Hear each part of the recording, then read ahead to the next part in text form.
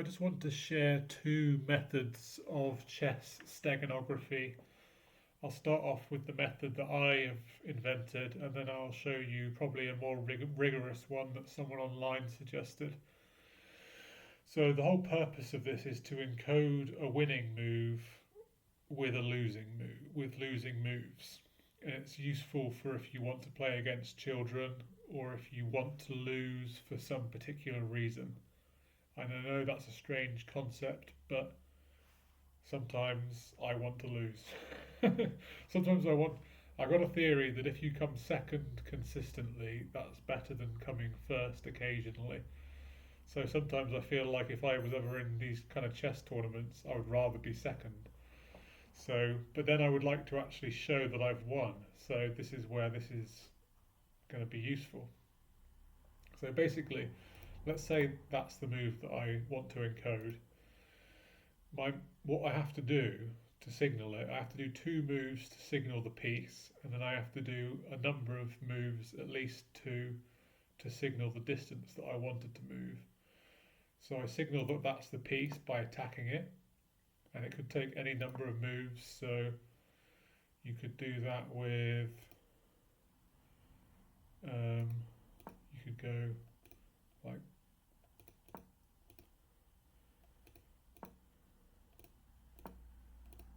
do that, so you've attacked it, and to signal that you meant that's the piece that you wanted to move, your next move will actually move that piece. So there, you've signalled that's the piece you intended to move. And now you need to explain how far you wanted to move it, how the distance. I'm not sure how this is going to work for the knight, but I'll figure that out later. I think for the knight you would probably have to count from its options. So if the knight was here, that could be distance of 1, that could be distance of 2, that could be distance of 3, that could be distance of 4, and so on. But now I need to encode that I wanted to move the pawn 2 places. So now what I need to do is move any number of pieces 2 places. That means 2.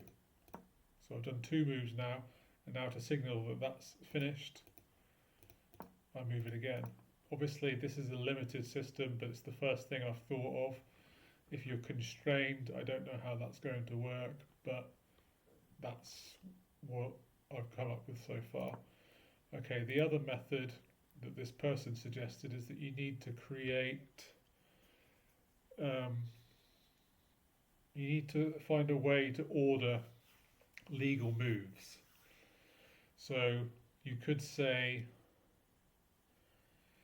for example, closest to the king, starting from in front of it clockwise. So if you go there, there, there, there, there, there, oh, there, okay, whatever. And then you just do the same for the moves, so you do 2 spirals basically.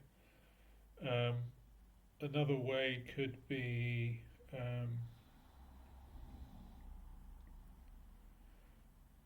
what did I think of? By piece value. So you'd have to distinguish the pieces. So the pieces that are the same as well. So you could say, you could do that rotating thing again. So I'm just saying the rotating thing because if you've got a queen,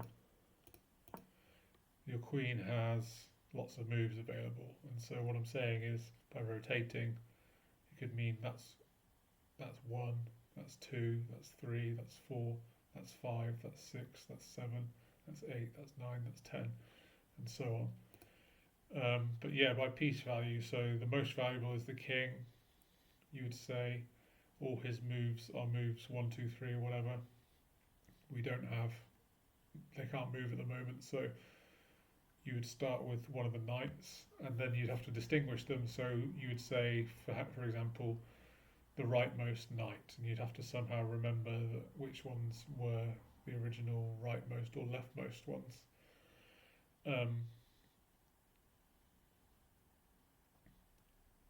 then do the clockwise thing again. So this would be move 1, that would be move 2,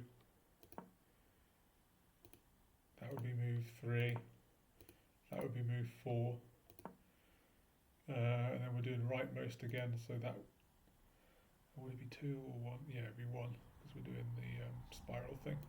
That would be move 5, that would be move 6, and then you literally just shift it down. This is why this system is way better. I do think that if I've worked on my first system that I could come up with something more intuitive but just as good, but this is going to be how I'm going to be doing it from now on, because this is perfect. You just shift it down. So if I wanted to signal that that was my move, I would do that move. Or I could shift it more, so I could say 5 places. So if I wanted to signal that that was my move, then I could go 1, 2, 3, 4, 5. That's my move. So yeah, that's a way to encode your victories as a loss. And that only requires 1 move, so I think that his idea is way better.